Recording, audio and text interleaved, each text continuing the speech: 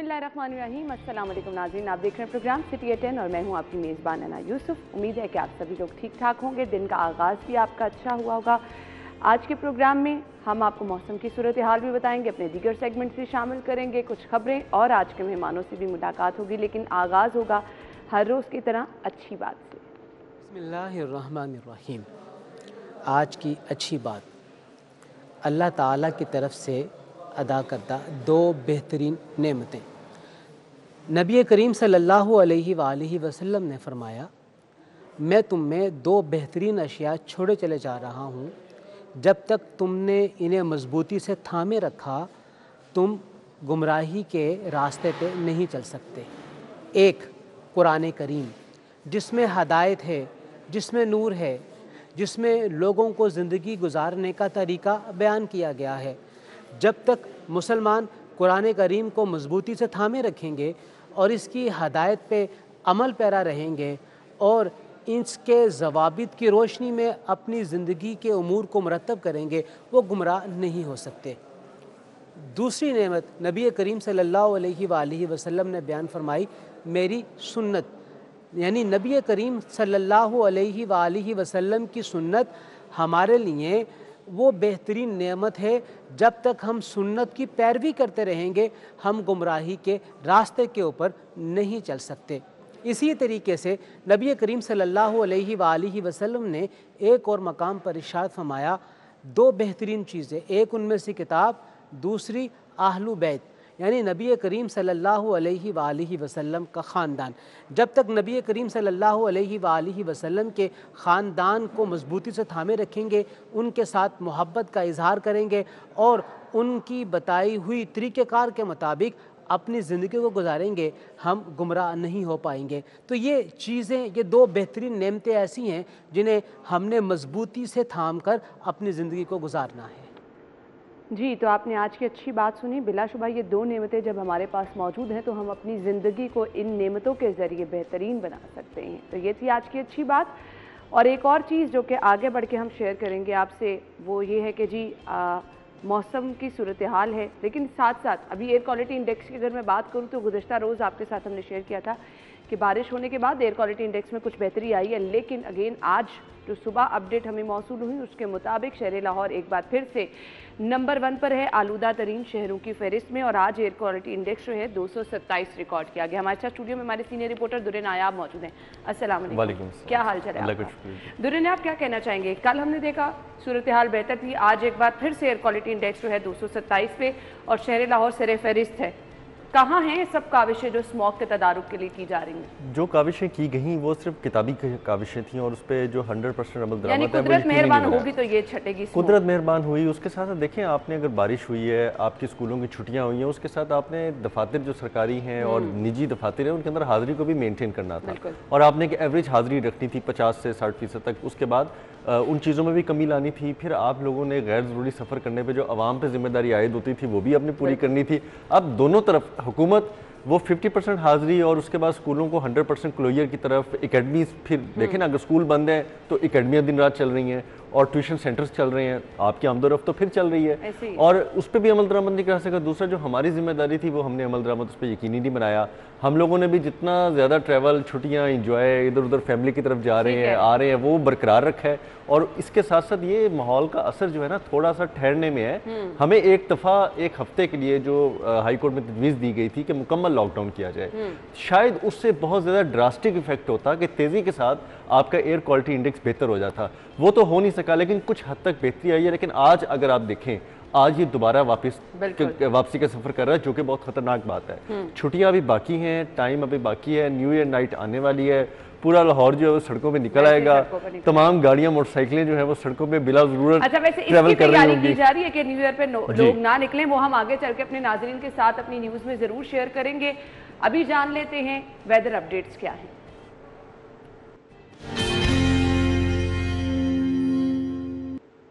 मायदा बाहर मौजूद है। मायदा बताइए मौसम कैसा है, स्मॉग की क्या सूरत हाल है और साथ ही साथ सर्दी की क्या प्रेडिक्शन की गई है? जी बिल्कुल, शहर के मौसम की बात करें तो आज सुबह के औकात में जो है वो धुंध में इजाफा देखने में नज़र आया और उसी के साथ साथ सर्दी की शिद्दत में भी इजाफा देखने में नज़र आया। आज जो है 5 किलोमीटर की रफ्तार से जो हवाएं चल रही हैं वो सर्दी की शिद्दत में मज़ीद इजाफा करती हुई नज़र आ रही है। लेकिन उसी के साथ जहाँ सर्दी रोज़ सर्दी की शिद्दत में इजाफा देखने में नज़र आ रहा है, तो दूसरी जानिब जो है एयर क्वालिटी इंडेक्स में भी कमी देखने में नज़र नहीं आ रही है। आज भी जो शहर का एयर क्वालिटी इंडेक्स है वो 227 रिकॉर्ड किया गया है, जो शहरियों के लिए काफ़ी ज़्यादा खतरनाक है। उसी के साथ साथ शहर के मुख्तलिफ अतराफ में भी जो है वो एयर क्वालिटी इंडेक्स काफ़ी ज़्यादा रिकॉर्ड किया गया है। टाउनशिप के इलाके में इस टाइम जो एयर क्वालिटी इंडेक्स रिकॉर्ड किया जा रहा है वो 144 है। पंजाब यूनिवर्सिटी वाली साइट पर जो इस time air quality index record किया गया है वो 195 है। नेशनल हॉकी स्टेडियम में इस टाइम जो रिकॉर्ड किया जा रहा है वो 196 है। इसी के साथ जो टाउन हॉल के इलाके में जो है 183 रिकॉर्ड किया गया है। शहर के मुख्तलिफ अतराफ में भी जो है एयर क्वालिटी इंडेक्स काफ़ी ज़्यादा रिकॉर्ड किया जा रहा है। साथ ही साथ महकमा मौसमियात की जानिब से जो आज मौजूदा दर्जा हरारत रिकॉर्ड किया जा रहा है वो 6 डिग्री सेंटीग्रेड है और उसी के साथ जो कम से कम मौजूदा दर्जा हरारत रिकॉर्ड किया गया है वो 4 डिग्री सेंटीग्रेड रिकॉर्ड किया गया है। इसी के साथ हवा में नमी का तनासुब भी 81 रिकॉर्ड किया गया है। लेकिन अभी तक इस हफ्ते में तो बारिशों की प्रेडिक्शन जाहिर नहीं की गई, लेकिन महकमा मौसमियात की जानिब से आइंदा हफ्ते में जो है बारिशों की पेशगोई की गई है कि बारिशें होंगी तो दूसरी जानिब जो है एयर क्वालिटी इंडेक्स में भी कमी देखने में नजर आएगी। ठीक है जी मायदा, थैंक यू सो मच। बारिशें इस हफ्ते नहीं होंगी ये बता दिया है जी महकमा मौसमियात ने। सर्दी की शिद्दत बढ़ेगी लेकिन बारिश की पेशगोई नहीं की गई है। तो जो हम स्मॉग की बात कर रहे हैं वो ऐसे छटने वाली नहीं है, क्योंकि अभी बारिश की पेशगोई कम से कम इस हफ्ते के लिए तो नहीं की गई। टॉप स्टोरीज की तरफ बढ़ते हैं। पहली खबर जो हम डिस्कस करेंगे, तामीराती मटीरियल की कीमतों में इजाफे के असरात आने लगे हैं। शहर के मेगा मंसूबों की लागत 18% बढ़ गई।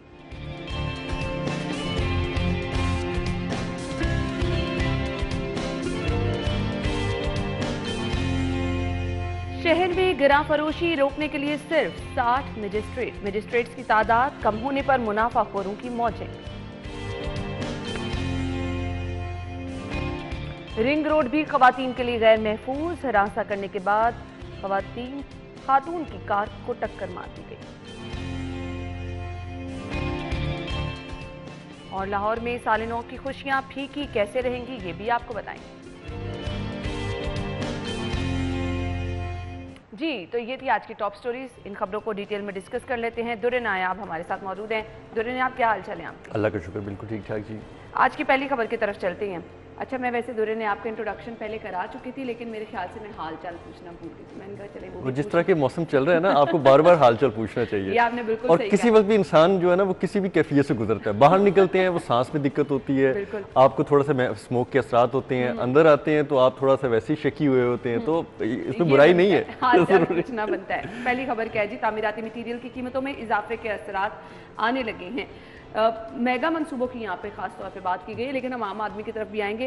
क्या कहेंगे दुनिया, पहले हम मेगा मंसूबे किस तरह से मुतासिर हो रहे हैं ये डिस्कस करें। देखें, एक बात तो कंफर्म है कि सरकार ने खुद महंगाई मान ली है। अगर सरकार महंगाई ना मानती तो ये जितने भी सरकारी रेट्स हैं तामीराती मंसूबों पे, कंस्ट्रक्शन मटेरियल के, इस पे रिवीजन जो है वो एक्सेप्ट ना करती। अब सरकार ने जो रेट रिवाइज किए हैं वो 1 जनवरी से इंप्लीमेंट होने जा रहे हैं और उसमें हर जो आपका आइटम है, जिसमें अगर बात की जाए सरिये की बात की जाए, सीमेंट की बात की जाए, ईंट की बात की जाए, इस पे 17 से 18% एनहांस इसमें हो चुकी है और बाकायदा उसको नोटिफिकेशन भी फाइनेंस डिपार्टमेंट ने कर दिया है। अब ये मान लेना एक तरफ सरकार का कि हाँ हमारे लिए तो महंगाई है, हम तो उसका रेट रिवीजन करेंगे, और अगर कोई सरकारी मंसूबे पर, मेगा प्रोजेक्ट्स पे जिसकी शाबाश और जिसकी वाह जो है वो हुकूमत लेती है, उस पर तो अब सरकारी ठेकेदार को उसका हक दे रहे हैं। तो इसी तरफ अगर देखा जाए तो गरीब की आओ पुकार भी सुननी चाहिए। उसको भी घर बनाने में, उसको भी कोई कमरा खड़ा करने में, कोई दीवार बनाने में कितनी मुश्किलात हैं। उसके लिए भी ये मटेरियल 17-18% इजाफी रेट्स पे ही उसको मिल रहा है। उसके लिए कोई सब्सिडी रेट्स तो नहीं है, लेकिन उसकी बात नहीं सुनी जाती। लेकिन अपने रेट्स रिवाइज किए जा रहे हैं और टाइमली रिवाइज किए जा रहे हैं। उसका जो डायरेक्टली इफेक्ट है वो हमारी जेबों पे है। हमारे टैक्सों के पैसों से अगर एक प्रोजेक्ट बनाया जाता है, मैं इसमें 2 प्रोजेक्ट की बात की गई है, दोनों प्रोजेक्ट की जो कॉस्ट इफेक्शन है उस पर बहुत ज्यादा है। पहले तो हैरान हो गई हूँ, मंसूबों पर किस कदर डबल 70 करोड़ रुपए एक झटके से है ना, 70 करोड़ रुपए का इजाफा हो गया है और ये हमारे टैक्सेस से है। और ये पैसा जो है वो ठेकेदार को जाना है और उसने बर वक्त वो मंसूबे मुकम्मल करके सरकार की जो है ना वो जय-जयकार करवानी है। तो ये चीज़ जो है अब इसका इफेक्ट जो है वो आहिस्ता आहिस्ता तमाम प्रोजेक्ट्स पे पड़ेगा। रिवीजन होना शुरू हो गई है। अभी जो नेक्स्ट प्रोजेक्ट आने वाले जिनकी मंजूरी हुई है, अब मैं अगर बात करूँ कैवलरी ग्राउंड पे अंडरपास है, उसके आगे घोड़ा चौक पे सिंगल फ्लाईओवर है, और फिर डिफेंस मोड़ पे आप मेन बुलेवार्ड से लेकर डिफेंस तक आप सिग्नल फ्री कॉरिडोर इस्तेमाल करेंगे। इसके अंदर तकरीबन 40 करोड़ से ज़ायद की 40 करोड़ और 65 लाख के करीब इस पर एनहांसमेंट आई है इस मटेरियल बनने से। इसी तरह समनाबाद मोड़ में जो मियां असलम इकबाल साहब का हल्का है, उसमें जो अंडरपास तजवीज़ किया जा रहा है मोड़ पे कि आप आएँ और सीधा अगर गुलशन रावी से आ रहे हैं तो समनाबाद की तरफ आप अंडरपास इस्तेमाल करके चले जाएँ, तो उस पर भी एक बहुत ज़्यादा इजाफा जो है वो भी देखा गया। 30 करोड़ तो उस पर भी इजाफा आ गया। अब मैं इसको रिलेट करता हूँ आम आदमी की तरफ चलते हैं। चलें, सरकार ने तो मान लिया, सरकार ने अपने रेट्स खुद भी रिवाइज कर लिए, ठेकेदारों को फ़ायदा भी होगा, ठेकेदार शायद बहुत अच्छा काम भी करें, तेज़ी के साथ कर दें, जो उनको मुश्किलात थी वो भी हों, लेकिन आम आदमी के लिए सरकार ने क्या किया वो तो सिफर है। और अगर वो एक कमरा अपना घर बनाने की तरफ जाता है तो उसको, आज ज़्यादा पुरानी बात नहीं है, 1 साल पीछे चले जाएँ तो ज़मीन आसमान का फ़र्क पड़ चुका है उसकी कंस्ट्रक्शन कॉस्ट में। बल्कि साल भी मैं ज़रा ज़्यादा बरत गया हूँ, लिहाज कर गया हूँ। 6 माह की बात की जाए, हम देख रहे हैं, अपने पेरेंट्स को भी हमने देखा, जब कभी भी नए घर बनाने हैं आप पूरा साल 3-4 साल पैसे जमा करते हैं, और एक अमाउंट जब आपके पास, अब तो आप ये भी नहीं कर सकते हैं कि आप अपने पैसे जमा पूंजी इकट्ठी करें, वेट करें कि 4-5 साल 10 साल आपके पास पैसे इकट्ठे हो जाए तो आप घर बनाएं। अच्छा, जब तक आपके पास पैसे इकट्ठे होने डबल ट्रिपल कीमत पहुंच चुकी है। अच्छा, मज़े की बात बताता हूँ, इस एक्सपीरियंस से हमारे जो हमारी एज के लोग हैं या हमारे जो बुज़ुर्ग हैं वो उसमें ज़रूर गुजरे होंगे कि होता क्या था जब हमने घर बनाया तो हमारे वालिदैन एडवांस जो है वो कंस्ट्रक्शन मटेरियल वाले को पैसे जमा करा देते थे और कहते थे कि जी ये आपको सीमेंट के पैसे भी आ गए, बजरी के भी आ गए, सरिये के भी आ गए, और जब हम शुरू करने लगेंगे तो हम आपसे चीज़ें ले लेंगे, और वो उसी रेट पर आपको बुक कर लेते थे। और उसके बाद महीने बाद, 2 महीने बाद, 3 महीने बाद आप जब सामान अपना रिलीज कराते थे तो कंस्ट्रक्शन स्टार्ट कर चुके होते थे। अब ये हालात है, कोई 2 दिन की गारंटी देने को तैयार नहीं है। वो कहते हैं जी बुकिंग करवा लें आप, लेकिन जो उस दिन का रेट होगा वो डिफरेंस आपको पे करना पड़ेगा।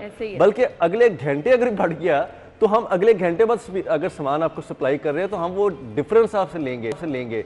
ये हालात हो गए हैं। नए पाकिस्तान में जो रेट निकाला था वो रेट तो किसी को समझ नहीं आ रहा। जो 5 मरले का 3 मरले का घर इन्होंने नए पाकिस्तान कर्जे की सहूलत से लिया है, उस पर तो पूरे पाकिस्तान क्या पूरे दुनिया में शायद कहीं भी जो है ना वो घर ना मिलता हो, किसी ने पसमानदा से पसमानदा मुल्क में ना मिलता हो। मुझे तो लगता है वो भी अब नहीं मिलने वाले हैं। जो हालात चल रहे हैं महंगाई के, जिस तरह से हर चीज़ तामीराती मटीरियल, वो भी मेरे ख्याल से सिर्फ हम अल्फाज तक ही महदूद देखें। जो नए पाकिस्तान के तहत इन्होंने अपार्टमेंट्स बनाने थे, प्राइम मिनिस्टर से इफ्तिताह कराया, आज 8 माह हो गए हैं।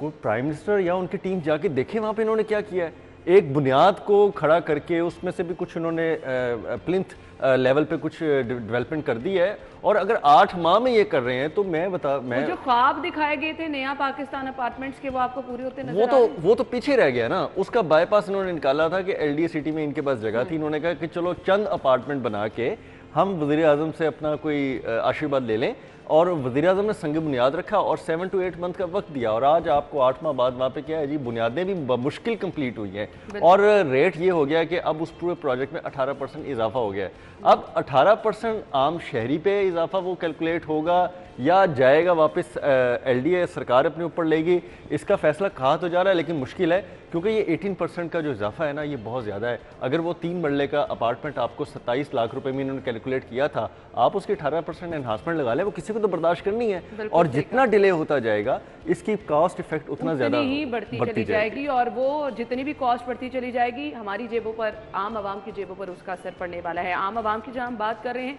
तो आम आवाम महंगाई से किस तरह से मुतासिर है, यूटिलिटी स्टोर पर जो चीज़ें नायाब हैं उनका भी जिक्र करेंगे, और फिर अरकान पंजाब असम्बली महंगाई के खिलाफ बाहर निकले, ये भी डिस्कस करेंगे। ब्रेक के बाद आते हैं।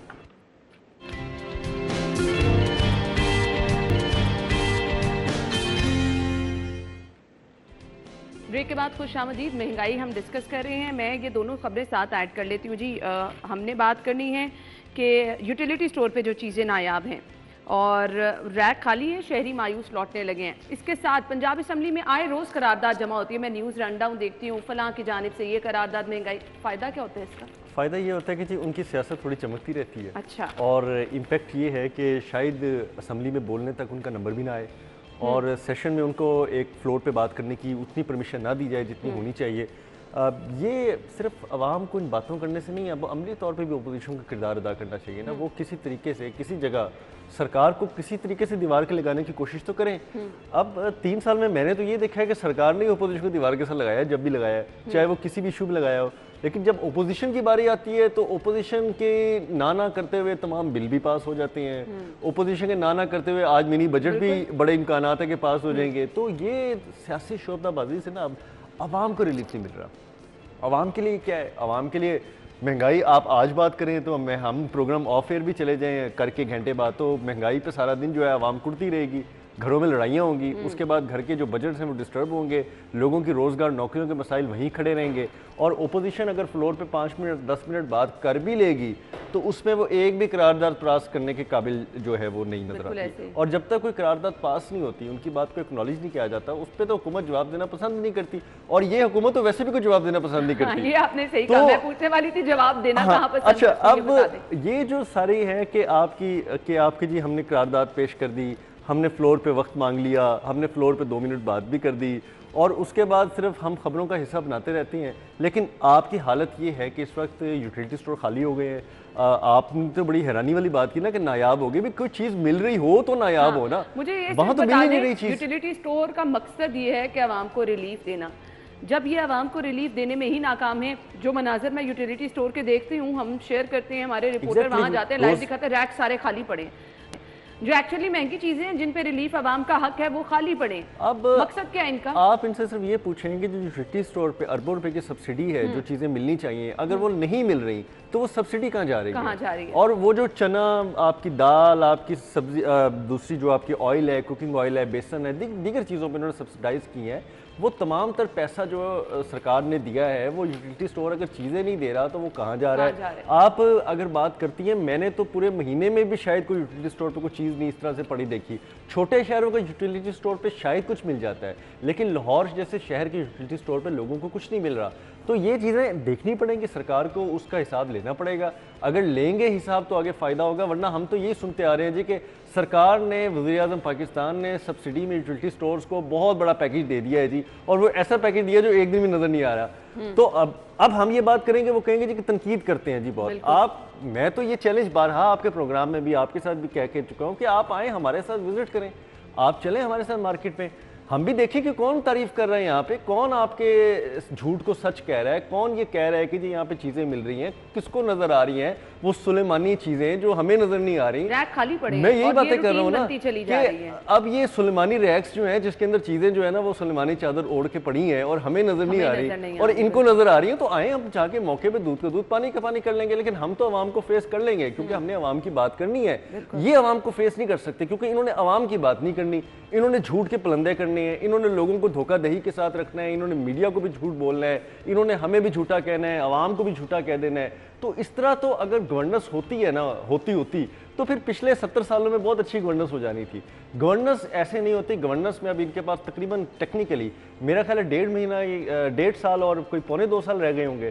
तो इसमें भी गवर्नेंस की जो आखिरी उम्मीद है, जिसमें हम ये कहा करते थे कि हाँ हुकूमत ने पहले 2-3 साल टाइट रखे हैं, आखिरी 1 साल 2 साल में रिलीफ देना शुरू कर देगा, लेकिन वो इम्कानात भी नज़र नहीं आ रहे। अच्छा, मुझे सिर्फ ये बता दें, अब आवाम की किस्मत क्या सिर्फ महंगाई है? वो चाहे यूटिलिटी स्टोर है, वो चाहे ओपन मार्केट है, कोई सस्ती चीज़ें लेने के लिए चाहे अकबरी मंडी आवाम ख्वार होने के लिए चली जाए कि चले वहाँ से कुछ सस्ता मिल जाएगा, वहाँ पर भी कुछ नहीं मिल रहा। ये करारदादें भी इसी तरह से जमा होती रहें, कुछ असर किसी पे नहीं होने वाला है। और क्या इसी तरह से आवाम हर रोज़ महंगी दालें, मैं हैरान हूँ ये बात कर रहे हैं मई में और मार्च से इलेक्शन की बुनियादी इलेक्शन की तैयारियां शुरू करेंगे पंजाब में, लाहौर समेत तमाम पंजाब के ज़िला में इलेक्शंस होंगे, उसके बाद मई तक कहीं कोई सुना है कि शेड्यूल बन रहा है।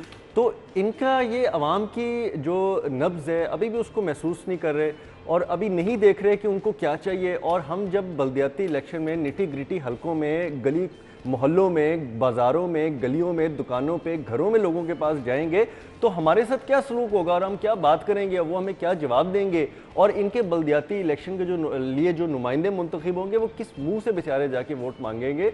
आप खुदारा आवाम की चलें, आवाम को तो जो भुगतना था भुगत रहे हैं और भुगतेंगे जब तक ये हुकूमत के चल रहा है। लेकिन आपकी जो आगे इलेक्शन मुहिम है आप वजह तलाश करते हैं, बड़े बड़े इजलास होते हैं कि हम KPK में इलेक्शन क्यों हारे, लेकिन जो वजूहत हमारे सामने गुजर रही हैं पंजाब में, लाहौर में, वो कोई समझने को तैयार नहीं है। अच्छा, बात करने को तैयार नहीं। इसको यहाँ पे छोड़ दें, ये तो अब टाइम ही बताएगा आगे क्या होता है इलेक्शन के लिए, अपने लिए क्या माहौल क्रिएट करते हैं, आवाम की फेवर में कुछ करते भी हैं या नहीं। अगली खबर हमारी ये जो गिरा फरोशी रोकने वाले मजिस्ट्रेट हैं, 60 मजिस्ट्रेट हैं, तादाद कम होने पर मुनाफाखोरों की मौजें लग गई हैं। मुझे सिर्फ ये बता दें, मैंने कभी नहीं देखा, मैंने कभी किसी अपनी टीम के मेंबर से नहीं सुना कि मजिस्ट्रेट गए हैं, उन्होंने कार्रवाई की है, फॉलो अप लिया है। सिर्फ कभी कभार ऐसा होता है कि आपको एक आधी कार्रवाई नज़र आती है और वो भी मीडिया की जीनत बन जाती है, उसके बाद कुछ नहीं होता। इनका क्या किरदार है, इनसे कोई क्यों पूछने वाला नहीं है? अच्छा, लाहौर में ना हमेशा से 80 से 86 मजिस्ट्रेट्स की तादाद बरकरार रही है और पिछली गवर्नमेंट में कम अज़ कम ये होता था कि वो ये तादाद को मेंटेन कर लेते थे, बाकी तो चीज़ें चलें जो होती थी वो बात की बात है। ये तादाद मेंटेन हो जाती थी, 80-86 बंदे होते थे। आगे उन्होंने अपने मुंशी, ड्राइवर, वो जो एक सिस्टम होता था कि साहब गाड़ी में बैठे होते थे और मुंशी जो तरह के पर्ची ले लेता था या वो मामला तय कर लेता था, ये सिस्टम चलता था। अब इस गवर्नमेंट के दौरान ये मजिस्ट्रेट्स की तादाद भी गिर गई है और मजिस्ट्रेट समझ नहीं आ रहा है कि वो आपके जो 25-26 मजिस्ट्रेट का डेफिसिट है वो कहाँ गए। अब वो हाजिरियों पे नहीं आ रहे। अगर इस शहर में गवर्नेंस का ये हाल है कि मजिस्ट्रेट की तादाद गिर जाती है और मजिस्ट्रेट जो है वो ड्यूटी पे मुकम्मल हाजिर नहीं है, तो सोचे एक दर्जा 4 का मुलाजिम जो ग्रेड 1 या 4 का मुलाजिम होगा, चाहे वो सफाई करता है, चाहे वो पानी के निकास को यकीनी बनाता है, चाहे वो कहीं चपरासी है, कहीं पे वो रनर है, डाक रनर है, वो दफ्तर किस मोरल के साथ दफ्तर आएगा? उसका क्या फिर एक वक़्त होगी कि दफ्तर आके वो भी दफ्तर ना आए, वो भी छुट्टी करे। जब साहब ने ही दफ्तर नहीं आना तो बाकी लोगों ने क्या आना है? और मजिस्ट्रेट्स का तो वो हाल है कि ये तकरीबन एक इलाके की दाई वाला हिसाब होता है कि उसको इलाके की नब्ज़, उसको इलाके की हर चीज़ पता होता है, उसको ग्राम फरोशी के तमाम मुहर्रकात का पता होता है, उसको ये भी पता है कि मंडी से कितने की चीज़ आ रही है, फ्रेट रेट क्या पड़ रहा है, मार्केट में आके क्या है। और सुबह जो DC ऑफिस की एक मोहर और साइन शुदा लगा के बड़े एहसान के साथ ये हमारी जो DC ऑफिस हमें लिस्टें फराहम करता है, वो उसको भी चेक करते हैं। उसके बाद उस पर रेट तो अल्लाह के फजल से बिल्कुल उस पर इम्प्लीमेंट नहीं हो रहा होता, तो वो उस पर भी जुर्माना दुकानदार को बनता है और अगर दुकानदार भी उसकी इम्प्लीमेंट नहीं करवा रहा तो उसके बाद मजीद कार्रवाई होती है। लेकिन मजीद कार्रवाई आज तक मैंने नहीं सुनी। आप गए हैं, एक चीज़ 25 रुपये किलो बिक रही है लेकिन आप बेच रहे हैं 50 रुपये, आपको ग्राम फरोशी में जुर्माना हो गया। पहले जुर्माना हो गया, अगर कुछ मुकम्मका हो गया तो जुर्माना भी गायब हो गया, और अगर मुकम्मका नहीं हुआ तो सिर्फ जुर्माना हो गया। उस पर FIR कौन देगा? उसको अंदर जो सलाखों के पीछे उसको जाके थाने में कौन जमा कराएगा? उसके खिलाफ रपट कौन दर्ज कराएगा? ये कार्रवाई कभी भी आपने शाज़ो नाज़र देखी होगी या कभी कोई खबर आपने ऐसी पढ़ दी होगी कि हाँ जी बड़ी FIR हो गई और बड़े 50 बंदे जो है ना वो इन्होंने थाने में हवालात बंद कर दिए। अब ये चीज़ें नहीं होती, तो इसका ये इम्पैक्ट आ रहा है कि इनकी तमाम तर जो गवर्नेंस आखिरी दमों पे का निज़ाम है, इनकी कोई कारकर्दगी जांचने वाला है कि ये पूरा दिन इनकी क्या कारकर्दगी रही है या पूरे हफ्ते क्या रही है या मंथली कारकर्दगी क्या रही है? इनसे पूछें, इनको जो एरियाज दिए गए हैं उन पे इन्होंने क्या वर्किंग की है। इनकी कारकर्दगी का ये हिसाब है कि अफसरान जो हैं वो हफ्ता या हर दूसरे तीसरे दिन को एक मीटिंग लेते हैं, लेकिन मीटिंग में उनको ऐसे आदाद शुमार दिखाए जाते हैं कि वो खुद बड़े परेशान और खुश हो जाती हैं कि अच्छा हम तो इतना काम कर रहे हैं, यानी कि हमने एक हफ्ते के दौरान लाखों रुपए जुर्माना इकट्ठा कर लिया, एक हफ्ते के दौरान लाखों जुर्माने की पर्चियां काट के दे दी, लाखों जो हमने ये कर दिया। लेकिन अगर मार्केट में आ जाएँ, आज अगर कमिश्नर लाहौर डिवीज़न या डिप्टी कमिश्नर लाहौर के या असिस्टेंट कमिश्नर साहिबान सिर्फ फील्ड में जाके इन टीमों को क्रॉस मॉनिटरिंग चेक कर लें तो इनका सब पता लग जाएगा कौन कितनी एफर्ट कर रहा है। कमिश्नर साहब बहुत एफर्ट करते हैं, वो मीटिंगें बुला के DC को, ACs को उनको मोरल भी बूस्टअप करते हैं, उनको शाबाश भी देते हैं, लेकिन हल कोई नहीं होता। ये जितने मजिस्ट्रेट हैं इन्होंने ना एफर्ट करनी है, ना आवाम की जान को सुकून आएगा, महंगाई इसी तरह से होती चली जाएगी, मुनाफाखोर जो है वो मुनाफा कमाते मैं तो कहता हूँ कभी आप बुलाएं ना, इन्होंने जो PTA गवर्नमेंट ने ये ग्राम फरोशी पे और ये जितनी भी ज़्यादा कमोडिटीज़ पे जुर्मानों के लिए एक जो इन्होंने पॉलिटिकल सीट पे जो अफराद रखे हैं उनको बुला के पूछे ना कि हम भी देख लें कि वो कौन सी कार्रवाई है जो हमें नजर को कोई तैयार नहीं। सेम यही यहाँ पे इशू है कि जवाब देने को कोई तैयार नहीं, शायद हमें नजर नहीं आ रहा, या हम शायद आंखें बंद करके रिपोर्टिंग कर रहे होते हैं या बाजारों में जाके लोगों के एक रिकॉर्डेड गिले सुन रहे होते हैं। आप तो माइक आगे ऐसी जगह पे ले जाते हैं जहाँ लोग रोना धोना डालते हैं। मैं तो तामीराती मंसूबों पे माइक आगे कर दूं तो लोग महंगाई को रोना धो देते हैं। कह रहे हैं आप, क्योंकि इस वक्त आवाम का सबसे बड़ा मसला यही बन चुका है। हमने फिलहाल एक ब्रेक लेनी है, ब्रेक के बाद वापस आएंगे। आप कहीं मत जाइएगा, हमारे साथ ही रहिएगा।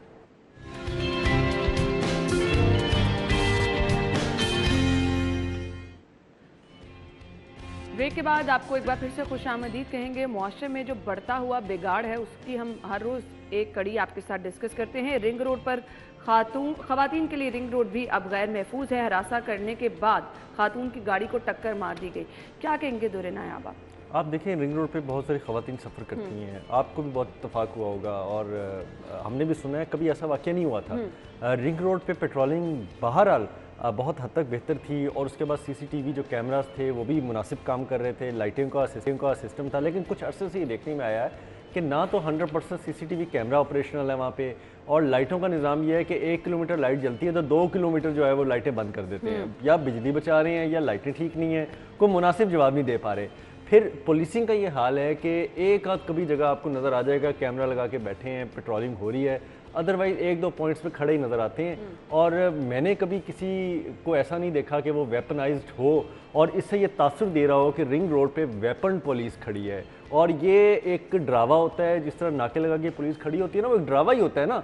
उसका आप ये तो नहीं कर सकते कि वो कुछ नाके और लोहे की जंगलें रख दी हैं, वो गाड़ी को स्कैन करती जा रही है कि किस गाड़ी के अंदर वेपन है और किस गाड़ी के अंदर जो है ना मुजरिम या जुराइम पेशा लोग जो है वो सफ़र कर रहे हैं। ये एक ड्रावा होता है, ये एक पुलिसिंग के अंदर टैक्ट होता है कि लोगों को बताना है कि जी अगर यहाँ पे कुछ आपने हेरा फेरी की, गड़बड़ की, कोई जुर्म करने की कोशिश की तो पुलिस वेपनाइज्ड है। लेकिन मैंने कोई ऐसा वहाँ पे नहीं देखा। अब हालात ये हैं कि यहाँ तो ये लिखा है इंकार सवारों के पास असलहा था, और ये भी खबर में देखें कि 2 खवातीन को टक्कर मार के पहले उनको रोका है, उनको पूरा उनका ताकुब किया गया है, फिर उनको रोकने के बाद उनकी गाड़ी को टक्कर मारी गई है। जारी बात है उन्होंने गाड़ी लॉक कर ली होगी, शीशे नीचे किए होंगे, गाड़ी बाहर नहीं निकली होंगी, तो उन्होंने को हरासा किया है और बाकायदा असला भी लहराया। तो ये चीज़ें आप बताएं कि लाहौर जैसे शहर में जो मेट्रोपॉलिटन सिटी है, जो सेफ सिटी है, जिसको कहा जाता है कि हर तरह से महफूज है, और मुझे ये सिर्फ दुर्रे ने आप बता दें ये एप्लीकेशंस डिफरेंट खवातीन के तहफ़्फ़ुज़ के लिए इस सिचुएशन में कौन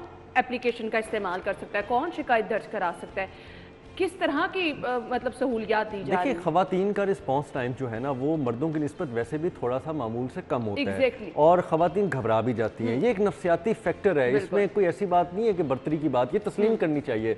तो अगर कोई बंदा आपके आगे आके गाड़ी लगा के आपको फौरन आगे कट करता है, रोकता है, आपकी गाड़ी को ठोकता है और उसके बाद वेपन लहराता है, तो क्या वो फौरी तौर पर अपना वो व्हाट्सएप खोलेगी और उसके बाद कोई ऐप खोलेगी, वीडियो बना लेगी या फिर कॉल करेगी? ये बड़ा मुश्किल होता है इस मौके पे। तो बड़ा कोई जो मर्द होता है ना वो भी थोड़ा एक दफा शकी होता है, उसके भी नर्व्स जो है ना वो अंडर कंट्रोल नहीं होते जल्दी। तो ये तो बहुत ही बड़े कोई बेहतरीन किस्म की जो खातून नर्व्स की मालिक है वो ही कर सकती है, ये हर बंदा नहीं कर सकता। अब आप अपनी जिम्मेदारी को इस तरह शहरियों पर डालेंगे, हिफाजत की जिम्मेदारी को आप उस पर मुंतकिल करेंगे, तो ये तो बात मुनासिब नहीं है। और रिंग रोड कितनी को बड़ी है, क्या मोटरवे लाहौर इस्लामाबाद से ज़्यादा तवील है? छोटी सी रिंग रोड है, उस पर भी अगर आप पॉलिसिंग नहीं कर सकते, आपकी सैकड़ों की तादाद में पेट्रोलिंग पुलिस है, रिंग रोड की अपनी पुलिस है, रिंग रोड की अपना मॉनिटरिंग सिस्टम है, रिंग रोड के अपने कैमरे लगे हुए हैं, रिंग रोड के तमाम तर एग्जिट एंट्री पॉइंट्स पे चेकिंग है। अगर कोई आप इस तरह की मशकूक हरकत देख भी लेते हैं तो क्या वो रिंग रोड से छलांग मार के गाड़ी लेकर दूसरी तरफ निकल जाएगा? उसने किसी एग्जिट एंट्री पॉइंट से तो गुजरना है, आप वहां पे भी उसको रोक के कर सकते हैं। लेकिन इस सारी खबर का एक निचोड़ है कि आप सो रहे हैं। रिंग रोड अथॉरिटी और उसकी पुलिस मुकम्मल तौर पे सो रही है, उनको कुछ नहीं पता। कोई आता है, गाड़ियां भी लोगों की गाड़ियों में मारता है, उनको हरासा भी करता है, उसके बाद वो दंदनाता हुआ इजी एग्जिट पॉइंट से आउट भी हो जाता है, लेकिन उसको कोई नहीं रोकता। रोकने वाला, पूछने वाला हर एग्जिट एंट्री पॉइंट पे एक गार्ड, एक कम से कम रिंग रोड का पुलिस जो मुसल्ला अफसर होता है वो मौजूद होता है, लेकिन दंदनाते हुए एंट्री भी ले लेते हैं और एग्जिट भी हो जाती है। अच्छा, कोऑर्डिनेशन भी कहीं नहीं है। ये रिस्पांस टाइम भी इदारों का 15 पर अगर कॉल की है तो 15 से आगे कोऑर्डिनेशन करके आप रिंग रोड अथॉरिटी से या रिंग रोड पुलिस से रब्ता कर सकें। एज सच कहीं पे ऐसी कोऑर्डिनेशन नजर नहीं आती है कि फौरी तौर पर आप किसी मसले का। अच्छा, आपको लग नहीं रहा कि हम ये 1 साल से देख रहे हैं खुसूसी तौर पे कि हर इदारे में बिगाड़ और हर इदारा डिक्लाइन का शिकार है, एक गिरावट का शिकार है, जिसमें मैकेनिज्म बना भी है, वो मैकेनिज्म पे अमल दरामद नहीं कर पा रहा। वो ये करते हैं ना, एक दूसरे पे जिम्मेदारी डाल देते हैं और अपने आप को बरी जिम्मा कर देते हैं। ब्रेक का काम मुझे जा रहा है, ब्रेक लेते हैं नाज़रीन। ब्रेक के बाद वापस आएंगे तो जो न्यू ईयर की प्लानिंग कर रहे हैं वो थोड़े से होशियार हो जाएं, उनको बताएंगे कि जी न्यू ईयर अब वो किस तरह से मना सकते हैं। वापस आते हैं हमारे साथ रहिए। ब्रेक के बाद आपको एक बार फिर से खुशामदीद कहेंगे जी। शहर में साल नौ की खुशियां अब फीकी पड़ जाएंगी। न्यू ईयर पर आतिशबाजी होगी, ना म्यूजिक चलेगा। इसके साथ मंचलों को रोड पे भी कंट्रोल करने के लिए कुछ स्पेशल हिकमत अमली होगी, वो भी आपके साथ शेयर करेंगे। कैसे आपको ये फैसला लग रहा है? देखिए, हम तो बहुत अरसे से देख रहे हैं कि सरकारी तौर पे आतिशबाजी नहीं हो रही। पिछले साल भी PHA ने आतिशबाजी नहीं की और बड़े बड़े इवेंट्स पे उन्होंने अपने सेलिब्रेशन को महदूद किया। तो कंट्रोल जो है वो प्राइवेट जो इस तरह के सेलिब्रेटर्स हैं उन पे रखना पड़ेगा, उन पे कंट्रोल रखना पड़ेगा। और मुख्तलिफ जो ग्रुप्स हर साल अनाउंस करते हैं आतिशबाजी, बड़े बड़े उसमें ग्रुप्स हैं वो भी करते हैं। उसके बाद जो हुल्लड़बाजी वाला एक महकमा है, हाँ, ये तो आपने कंट्रोल कर दी, वो मैं कहने लगी थी वो नहीं कंट्रोल अब आप उस तरफ आए ना। ये नोटिफिकेशन तो सिर्फ जारी करना अपनी जिम्मेदारियों से बर वक्त जो है ना, वो एक कागजी है कि हम बड़ी जिम्मा हो गए हैं और कबल अज वक्त हमने अनाउंस कर दिया जी कि ये नहीं होगा। लेकिन एक्चुअली लाहौरिये जो हैं वो हमेशा हर साल की तरह ये वन व्हीलर हो गए, बाइकर्स हो गए, हुल्लड़बाजी करने वाले मुख्तलिफ ग्रुप हो गए और गाड़ियों के इर्द गिर्द जो फैमिलीज़ को तंग करते हैं। ख़ास तौर पे मेन बुलेवार्ड की बात करूँगा, लिबर्टी की बात करूँगा, मॉडल टाउन से लेकर आप अगर फिरोजपुर रोड की बात करें, माल रोड की बात करें, तो समटाइम ये ऐसे ग्रुप्स होते हैं जो मोटरसाइकिलें खड़ी करके नाच गाने ऑनेस्टली स्पीकिंग जितना मर्जी पुलिस की जानिब से, सिटी ट्रैफिक पुलिस की जानिब से प्लान बना लिया जाता है, सब पे पानी फिर जाता है। हमने कई वीडियोस ऐसी भी देखी हैं कि वो गाड़ियों में फैमिलीज बैठी हैं सहम के और ये डांस करते हुए गाड़ियों के अंदर कभी झांक रहे हैं, कभी कुछ कर रहे हैं, कुछ मन चले तो गाड़ियों के बोनट पे चढ़ गए और ऐसी सी वीडियोज भी आ गई। तो क्या पुलिस इस बार, अब ये पुलिस सादा पुलिस नहीं है, इस वक्त हमें डंडा बरदार पुलिस जो है ना वो रखनी पड़ेगी न्यू ईयर नाइट पे, अगर आपने लोगों को। और मैं कुछ रिलेट करना चाहूँगी, जो हमारे 14 अगस्त पे एक दो इंतहाई अफसोसनाक वाक़यात हुए हैं, वो वाक़यात भी जो हैं हम देखते हैं उस किस्म के वाक़यात भी हो जाते हैं। तो अच्छा, हमें ना रिपोर्टिंग करते हुए इतनी मुश्किलात होती हैं। हम पब्लिक में खड़े होके इस दौरान इतनी रहती हूँ, जाहिद साहब और इरफान बेचारे, उनकी हिम्मत है, आप देखें, और वो रिपोर्टिंग करना हमें मुश्किल हो जाता है। और अल्लाह जन्नत नसीब करे SSI साहब को, कि उनका माजी में तो एक वाकया बड़ा मशहूर है कि वो इतना तंग हो गए कि उनको लाइव रिपोर्ट छोड़ के माइक का इस्तेमाल करना पड़ा, लोग उनको सांस नहीं लेने दे रहे थे। ऐसे ही है। चलें जी, आप सब लोगों से गुजारिश है कि खुशियाँ ज़रूर मनाएं, लेकिन अच्छे तरीके से दूसरों की खुशियों का भी ख्याल रख के। महज़िब माशरों में ऐसे ही होना चाहिए। अपना बहुत सारा ख्याल रखिएगा। दुनिया, बहुत बहुत शुक्रिया। नाज़रीन, हमने जाना एक ब्रेक की तरफ, हेडलाइंस आप जानिए, फिर आएंगे हम वापस, हमारे साथ रहिएगा।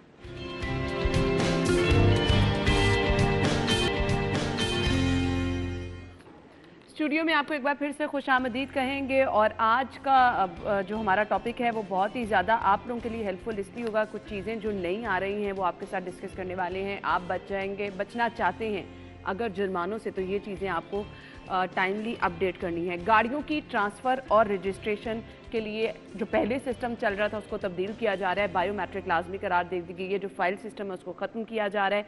E-फाइल पे सबको आना पड़ेगा और इसके साथ साथ फौरी रजिस्ट्रेशन करानी पड़ेगी, अदरवाइज़ आपको जुर्माना भुगतना पड़ेगा।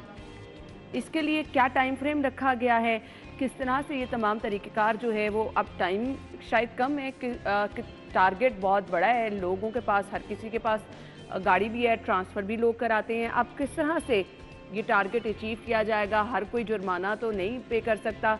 टाइम एक क्या मुकर्रर किया गया, इसको एक्सटेंड भी किया जाएगा, नहीं किया जाएगा? लोगों की जो है वो हेल्प के लिए कितना लोगों को बताया जा रहा है कि किस तरह से ये अमल उन्होंने मुकम्मल करना है। हमारे शो के थ्रू भी हम चाहेंगे कि आपके साथ मैक्सिमम इन्फॉर्मेशन जो है वो हम शेयर कर सकें। स्टूडियो में जो हमारे साथ हमारे मेहमान मौजूद हैं, तारुफ करवाना चाहूँगी जी। हमारे साथ DG एक्साइज रिजवान शेरवानी और हमारे सीनियर रिपोर्टर अली साई साहब ने हमें ज्वाइन किया। अपने मेहमानों को खुश आमदीद कहेंगे। अस्सलाम वालेकुम, क्या हाल चाल है? साई साहब से पहले आगाज़ कर लेते हैं क्योंकि साई साहब बीट करते हैं सब चीज़ों पर, उनकी गहरी नज़र है। साई साहब, ये जो नई चीज़ें आ रही हैं, आप क्या समझते हैं कि ये शहरियों की फेवर में हैं? अना बिल्कुल, ये महकमा एक्साइज की जानब से अब शुरू किया जा रहा है कि 1 जनवरी से बायोमेट्रिक वेरिफिकेशन बड़ी ज़रूरी है। सही। जो भी गाड़ी रजिस्टर्ड होगी या ट्रांसफ़र होगी तो उसके लिए जो बंदा गाड़ी बेच रहा है और जो ख़रीद रहा है उस दोनों की नादरा के थ्रू बायोमेट्रिक होगी और वो किसी भी नादरा के सहूलत मरकज़ से या एक्साइज के ऑफिस में जाके अपना थंब वेरीफाई करेंगे और उसके बाद गाड़ी का ऑटोमेटिकली जो तमाम डाटा होगा, गाड़ी खरीदने वाला, गाड़ी बेचने वाला, दोनों की बायोमेट्रिक आ जाए। उसमें एक चीज़ ये होगी कि कानूनी पेचीदगियाँ कम हो जाएंगी। बहुत सारी गाड़ियाँ ऐसी होती हैं कि आपने डॉक्यूमेंट्स दिए, गाड़ी ट्रांसफ़र हो गई, गाड़ी रजिस्टर्ड हो गई, और कई दफ़ा ऐसा होता है कि आपको पता भी नहीं और आपकी गाड़ी ट्रांसफ़र करवा ली जाती है अपने नाम और फिर वो अदालतों में मामला चलता है, एक्साइज दफातर में चलता है, रोज़ाना ऐसे जाली डॉक्यूमेंट्स पे रजिस्ट्रेशन, और जो ये सारा काम जब बायोमेट्रिक सिस्टम शुरू होगा तो वो उसके लिए फैसिलिटेट होंगे लोग, और उनकी गाड़ियाँ जाली ट्रांसफ़र नहीं हो सकेंगी, बोगस जो है रजिस्ट्रेशन वो भी नहीं हो सकेगी। लेकिन इसमें मुश्किल ये है कि शहरियों को क्या इसमें अवेयरनेस है, क्या जो एजेंट माफिया है वो नया तरीक़ाकार इख्तियार कर लेगा और वो नादरा के जो सहूलत मराकज़ हैं वहाँ पे काबज़ होकर बैठ जाएगा, वो एक एक मशीन ले लेंगे, तो क्या उसमें एक्साइज को मुश्किलात का सामना करना पड़ेगा। तो इस पे अब महकमा एक्साइज की जानब से जो पॉलिसी मैं साहब से इस पे कमेंट चाहूँगी। अब ये जो नई चीज़ें लेकर आई जा रही हैं, इससे शहरियों को क्या सहूलत होगी, कौन कौन से मसाइल हैं जिनका हल जो है वो मुमकिन हो जाएगा, डीजी साहब से जान लेते हैं क्यों ये पॉलिसी लेकर आई जा रही है। जैसे साहिब साहब ने बताया कि ये बहुत सारी हमारी गाड़ियाँ जो हैं वो गलत ट्रांसफ़र हो जाती हैं हमारे सिविल कोर्ट्स के अंदर, और हमारे ऑफिस के अंदर बेशुमार जो केसेस हैं वो चल रहे हैं जिसमें फ़ेक डॉक्यूमेंटेशन के थ्रू ट्रांसफ़र हो जाती हैं। कुछ लोग ऐसा होता है कि फ़ौत हो जाते हैं, आगे उनके जो लवाकीन हैं उनमें से कोई एक अपने नाम ट्रांसफ़र करवा लेता है। तो बायोमेट्रिक, और एक और प्रॉब्लम ये है कि बहुत सारे लोग जो है गाड़ी ख़रीद लेते हैं और अपने नाम ट्रांसफ़र नहीं करवाते हैं, जिसको उर्फ़ आम में कहते हैं कि जी ओपन लेटर पे गाड़ी चलाना। तो इसके सिक्योरिटी इश्यूज़ होते हैं, सेफ सिटी के कैमरा से पता नहीं चलता, चालान हो रहे हैं और पुराने मालकान को चालान जा रहे हैं। तो बायोमेट्रिक का मकसद ये है कि लोग जैसे गाड़ी बेचें और ख़रीदें तो उसी टाइम के ऊपर उनकी ट्रांसफ़र हो जाए, फेक डॉक्यूमेंटेशन के ऊपर बोगस ट्रांसफ़र्स ना हो, और रियल टाइम में जब अपडेटेड डेटा जो है वो तमाम एजेंसीज जो एक्साइज एंड टैक्सेशन के साथ कोलैबोरेट करती हैं उनको मैसर होगा तो लॉ इन्फोर्समेंट के भी इश्यूज़ नहीं होंगे। अच्छा, इतनी बड़ी तादाद में कैसे लोग जो टाइम फ्रेम रखा गया, आपको लगता है कि उसमें करा लेंगे लोग अपनी रजिस्ट्रेशन? हमने तकरीबन दो महीने पहले ही लोगों को मुख्तलिफ मीडिया के जो सोर्सेज उनके थ्रू इन्फॉर्म करना शुरू कर दिया था कि हम 1 जनवरी से बायोमेट्रिक पे जा रहे हैं। तो जैसे हमने अभी बिल्कुल लॉन्चिंग की तैयारी कर ली, हमारी तो कंप्लीट इसकी प्रेपरेशन है। तो हमें कल भी कुछ एसोसिएशन मिली हैं, उन्होंने कहा कि जी 1 हफ़्ते का टाइम दे दें ताकि जिन लोगों के पास डॉक्यूमेंट्स हैं, आप चूँकि मीडिया के ऊपर काफ़ी ज़्यादा इसके ऊपर आ रहा है तो हमें भी बहुत सारी इंक्वायरीज़ आ रही थी और लोगों ने कहा कि जी पुराने डॉक्यूमेंट्स हैं, आप ओनर जो है वो ट्रेसेबल नहीं है, तो हमें थोड़ा सा टाइम दे दें। तो हमने इसको एक्सटेंड करके जो 10 जनवरी तक कर दिया टाइम। तो अब लोगों के लिए ये लास्ट अपॉर्चुनिटी है कि 10 जनवरी से पहले जो आपके डॉक्यूमेंट्स पेपर बेस्ड जो ट्रांसफ़र होनी है वो करवा लें, क्योंकि उसके बाद जब बायोमेट्रिक होगी तो फिर कोई सलूशन ही नहीं होगा, फिर उसका बड़ा कॉम्प्लिकेटेड सलूशन है। अच्छा जी, 10 जनवरी डेडलाइन है, यहाँ तक आप अपनी रजिस्ट्रेशन बायोमेट्रिक करा सकते हैं। ना करवाने की सूरत में जुर्माना क्या है? एक तो ये कि हमारे वैसे लॉ के अंदर ये है कि विदिन 30 डेज़ लोगों ने ट्रांसफ़र करवानी होती है, लेकिन जुर्माना जो है वो हमने ये रखा है कि जी 1 महीने के अंदर नहीं होगा तो वो जो पेमेंट की होगी उन्होंने वो सारी कैंसिल हो जाएगी और आपको नए सिरे से सारा का सारा प्रोसेस आपको जनरेट करना पड़ेगा। तो हर दफ़ा जब आप नया प्रोसेस जनरेट करेंगे ट्रांसफ़र का तो उसके ऊपर जितनी भी फ़ी आपने पे करनी होगी विदिन अ मंथ वैलिड होंगी। साहिब साहब, एजेंट माफिया का रोल आपको ख़त्म होता नज़र आ रहा है, क्योंकि कोई ना कोई रास्ता निकाल लिया जाता है हमेशा। ना बिल्कुल, महकमा एक्साइज ने कोई 1 साल पहले यूनिवर्सल नंबर जो नंबर इशू करना शुरू किए तो उसके बाद ई ऑक्शन पे ये चले गए। तो ई ऑक्शन में एजेंट माफिया इतना मजबूत है कि आप जितने भी नंबर ऑक्शन होते हैं किसी भी सीरीज़ के, चूँकि ये सीरीज़ हर 3 दिन बाद नई शुरू होती है, मैं कल खबर भी दी थी कि पिछले साल 264 सीरीज़ की ई ऑक्शन हुई है। तो एजेंट माफिया इतना मजबूत है कि वो उनमें से बहुत सारे नंबर ऐसे हैं जो वो उन्होंने अपने बंदे रखे हुए हैं, 2-3 दिन का इन्होंने टाइम दिया होता है। जब वो आखिरी टाइम होता है उसमें वो बिड में आके एंटर होते हैं और आखिरी 5-4 मिनट में वो जो नंबर आप ख़रीद के बैठे होते हैं कि मैंने ये ख़रीद लिया, वो आपसे 500-1000 ज़्यादा देते हैं और वो ले जाते हैं। और उन्होंने पूरा सिस्टम बनाया हुआ है इसमें। अब बायोमेट्रिक सिस्टम शुरू हो रहा है तो अब उनको पता है कि उनका सारा सिलसिला ख़त्म हो जाएगा, तो वो अब नादरा से कई लोग इसमें लेंगे, वो जो सहूलत मरकज़ का, तो उसके ज़रिए लोगों को करेंगे कायल। और जो बड़े एजेंट हैं उन्होंने तो ये सारा सेटअप बना लिया ऑनलाइन, वो लोगों के घरों में भेजेंगे, बायोमेट्रिक करवाएंगे, और जहाँ पे फ़ीस इन्होंने 120 रुपये रखी है वहाँ पे शहरी 1000-2000 रखेंगे।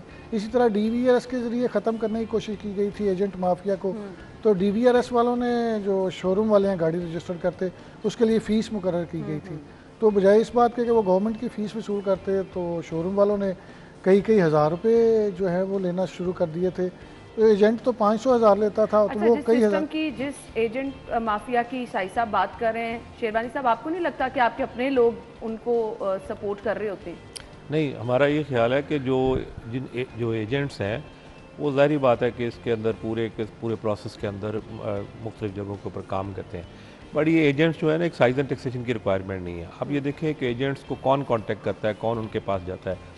ये वो लोग हैं जिनके पास इतना टाइम नहीं है कि किसी ऑफिस के अंदर 10 मिनट की जो है ट्रांजैक्शन है वो उसके लिए भी टाइम स्पेयर कर सके, तो वो अपने डॉक्यूमेंट जो है एजेंट को 10 मिनट लगते नहीं है हाँ। माजरत के साथ। नहीं, मैं ये कहता हूँ कि बहुत सारे लोग हैं जो 10 मिनट भी नहीं कर सकते, ऐसे भी लोग हैं। अच्छा, अब उसके लिए हमने जो सोल्यूशन है वो ये किए हैं कि हमने ऑनलाइन चीज़ें कर दी हैं। लेकिन किसी दौर में टैक्स पे करने के लिए भी लोग जाके लाइनों में खड़े होते थे, तो उसके लिए भी आप 10 मिनट कह लें या 2 घंटे कह लें, तो उसको अवॉइड करने के लिए हमने ऑनलाइन कर दिया। तो अभी ऑनलाइन की सक्सेस ये है कि तकरीबन 9 बिलियन से ज़्यादा हमारी कलेक्शन इस साल जो है वो घर बैठ के कैसे गाड़ी रजिस्टर करवाई जा सकती है? घर बैठे ये हम इसको ये कर रहे हैं कि जी आप अपने डॉक्यूमेंट्स जो है उसके मुताबिक जो है कि हमने एप्लीकेशन डेवलप कर ली है, जिसमें आप अपने इनपुट्स दें गाड़ी के कि आपकी गाड़ी कौन कितने सीसी है, किसके नाम पे है, आईडी कार्ड नंबर क्या है, ये फीड करेंगे तो आप ऑनलाइन उसकी रजिस्ट्रेशन जो है वो असेस हो जाएगी और आप पे कर देंगे। उसके बाद हम पोस्ट ऑफिस के साथ एक एग्रीमेंट कर लिया है कि पोस्ट ऑफिस के लोग डॉक्यूमेंट पिक करेंगे घर से और रजिस्ट्रेशन करवा के आपके घर डॉक्यूमेंट डिलीवर कर देंगे। तो ये एक और इनिशिएटिव है जिससे एजेंट माफिया जो है एलिमिनेट हो जाएगा। ये जो साही साहब कह रहे हैं ट्रांसफ़र के लिए, ये इनका अंदेशा है, लेकिन हम इसके ऊपर देखेंगे किस तरह करेंगे। लेकिन आप ये देखेंगे बायोमेट्रिक के अंदर तो एजेंट की पॉसिबिलिटी नहीं है, क्योंकि आपके थंब इम्प्रेशन होगा तो ट्रांसफ़र होगी। ये नहीं हो सकता कोई एजेंट जो है आपके बिहाफ पे जाके अपने थंब इम्प्रेशन दे और ट्रांसफ़र। लेकिन इसमें एक और चीज़ भी अच्छी हो रही है कि आपका कोई अजीज़ रिश्तेदार बाहर है, किसी दूसरे मुल्क में है, तो वो अपनी गाड़ी रजिस्टर या ट्रांसफ़र करवाना चाहता है, तो वहाँ जाके नादरा के सहूलत मराकज़ वहाँ पे मौजूद हैं सफारत खानों में, वहाँ पे थंब इम्प्रेशन देगा तो यहाँ पे गाड़ी ट्रांसफ़र हो जाएगी। दूसरा, ये 1 जनवरी से लाहौर में ये शुरू करने जा रहे हैं कि 24 घंटे फरीदकोट हाउस में 1-2 काउंटर एक्टिव होगा। आपने बायोमेट्रिक करवानी है, उसके बाद आप रात को 1 बजे भी जाएंगे तो आपकी गाड़ी ट्रांसफ़र या रजिस्टर्ड हो जाएगी। इसमें यह नहीं है कि एजेंट माफिया को हम बड़ा प्रमोट कर रहे हैं, हम सिर्फ निशानदेही करते हैं और सर को बताना चाहते हैं कि एजेंट माफिया क्या कर रहा है। हम बायोमेट्रिक के ख़िलाफ़ नहीं है, बायोमेट्रिक सिस्टम बड़ा अच्छा है, अगर शुरू हो जाएगा तो लोगों की मुश्किलात कम हो जाएंगी, सिस्टम बेहतर हो जाएगा, चीज़ें ऑनलाइन हो जाएंगी। उसमें भी अहम चीज़ ये है कि लोगों को अवेयरनेस है।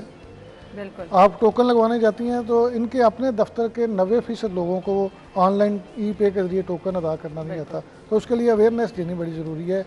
मेरा तो ये हमेशा सर से यही मैं इनको कहता हूँ कि पहले अवेयरनेस दें, उसके बाद आप सिस्टम शुरू फिर करें। कोई नया सिस्टम लेकर आए ताकि शहरियों को उसका पता हो और उसके वो फ़ायदा भी उठा सके। तो अवेयरनेस के लिए क्या प्रोग्राम बनाए गए हैं और साथ ही साथ लोगों की शिकायतें जो नंबर प्लेट्स को लेकर हैं वो भी हम डिस्कस करें। फिलहाल हम एक ब्रेक लेते हैं, ब्रेक के बाद वापस आएंगे हमारे साथी रहिएगा।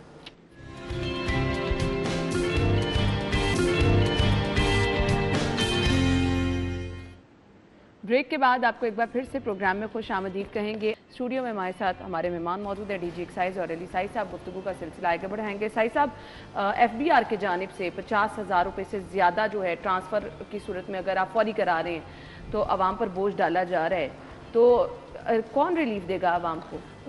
जी है ना, बिल्कुल। अगर आप नई गाड़ी ख़रीदते हैं तो उसको रजिस्टर्ड करवाते हैं, जो भी, चूँकि यहाँ पे एक सिनेरियो ऐसा बना हुआ है कि जो भी गाड़ी शोरूम से ख़रीदता है तो पहले कोई और इसका, या तो उसमें बहुत सारे लोग ऐसे होते हैं जो इन्वेस्टर होते हैं, उनके नाम पे गाड़ियाँ आती हैं, फिर आगे आप ख़रीदते हैं तो पहले उसके नाम पे रजिस्टर्ड होती है, और अगर फौरी आपके नाम पे ट्रांसफ़र होगी तो 50,000 से लेके ऑनवर्ड वो CC के हिसाब से आपको विद होल्डिंग टैक्स इजाफी देना पड़ेगा। इसमें एक्साइज अब ये करने जा रहा है कि जो बंदा 15 दिन के अंदर गाड़ी रजिस्टर नहीं करवाएगा उसका टोकन डबल हो जाएगा। और उसके बाद अगर वो गाड़ी 1 साल से पहले ट्रांसफ़र करवाता है तो उसको 50,000 रुपया इजाफी जुर्माना एक्साइज भी आयद करने जा रहा है। इसके लिए इसी जनवरी में एक कॉन्फ्रेंस रखी है, पूरे पाकिस्तान के एक्साइज डिपार्टमेंट्स को बुलाया जा रहा है और उसमें इस पर डिस्कशन होगी। अगर सारे एग्री हो जाएंगे तो फिर पूरे पाकिस्तान में शुरू होगा, नहीं तो एक्साइज तो करने जा रही है। इनकी मंतक क्या है, ये कोशिश कर रहे हैं जी कि इसमें एक तो इन्वेस्टर जो ओन का एलिमेंट है उसको ख़त्म किया जा सके। इससे मैं डीजी साहब से ये क्या पैसे बनाने के लिए नहीं, जैसे साई साहब ने बताया कि देखिए बहुत सारे, अगर आज आप गाड़ी बुक करवाने जाएं तो आपकी गाड़ी बुक ही नहीं होती, और अगर आप ख़रीदने जाएँ तो आपको जो लफ्ज़ बोलते हैं कि जो ऑन है इसके ऊपर या प्रीमियम है वो पे करना पड़ता है। जो गाड़ी की इनवॉइस वैल्यू है वो अगर 30 लाख रुपए है तो आपको 2-3 लाख रुपए एक्स्ट्रा देना पड़ता है। ये सारे इन्वेस्टर्स जो हैं उनकी इन्वेस्टमेंट की वजह से जो जिन्होंने अपने लिए गाड़ी ख़रीदनी है उनको गाड़ी महंगी मिलती है।